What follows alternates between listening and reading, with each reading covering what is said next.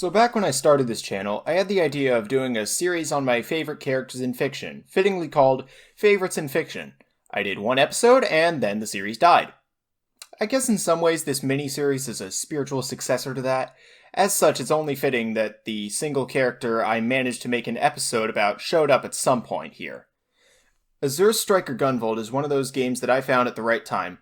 The super flashy anime art style and combat system just worked for me at the time, and while I can admit that the series is no masterpiece, it still holds a special place in my heart. And a lot of this can be attributed to my fondness of the game's protagonist, the titular Gunvolt. Little is known about his past, even to him. The earliest thing he can remember is being imprisoned and experimented on by the Sumeragi group to turn him into an adept, basically a superhuman in this world, with the powerful electricity septima called the Azure Striker. He was tortured for an untold amount of time until one day he was rescued by Asimov, the leader of a group of terrorists called Quill, trying to overthrow Sumeragi to bring peace to adepts. After all he'd been through with the Sumeragi group, Gunvolt didn't hesitate to join them in the fight. After some time working with them, however, that came to a halt when Asimov told GV to destroy a program called the Muse, which had the ability to control adepts with her song. It doesn't take GV long to discover that the Muse isn't a program at all, but the septima of a young adept girl named Jewel, who is also being held captive by Sumeragi.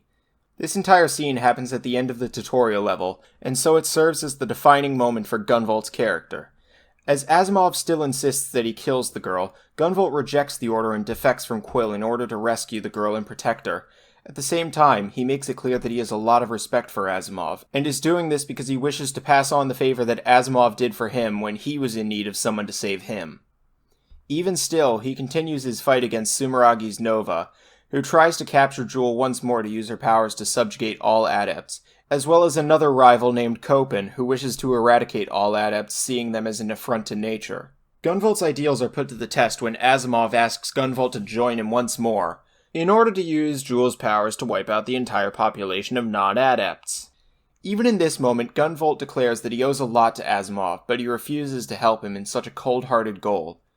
Even if in the end it resulted in the death of Jewel's physical body, though she got to stay around in spirit with her septima, and that Gunvolt had to kill his old mentor and father figure. To me, this confrontation is what defines Gunvolt for me. He has his own set of beliefs that he refuses to go against, even if it puts him at odds with those he's close to. He is one of the few characters in the series who wants nothing more than peace between adepts and non-adepts. His character was already good enough at the first game's conclusion, but it was further expanded in Azure Striker Gunvolt 2. Once again pulled back into the conflict when an adept named Zonda wishes to exterminate the non-adept population, much like Asimov.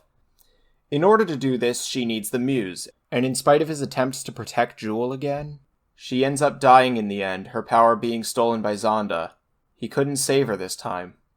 This leads to my personal favorite moment in the series, where during the boss fight against Zonda, Gunvolt manages to use what little amount of power he had remaining from Jewel's song to defeat her once and for all.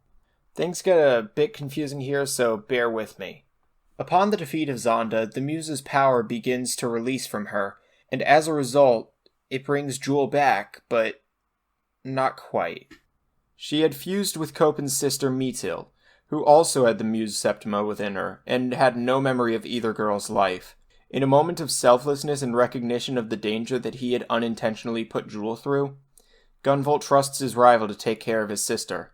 After all, Kopin was from a wealthy family, and even if he hated adepts, he loved his sister.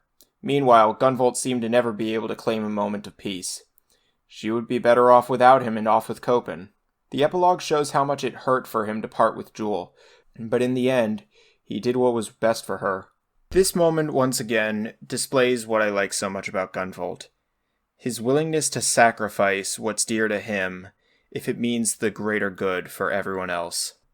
That's all I can say about Gunvolt's character at this moment in time, but with Gunvolt 3 on the horizon and him seeming to be sided with Sumeragi of all groups for whatever purpose this time, I'm curious and excited to see what new trials he'll undergo next.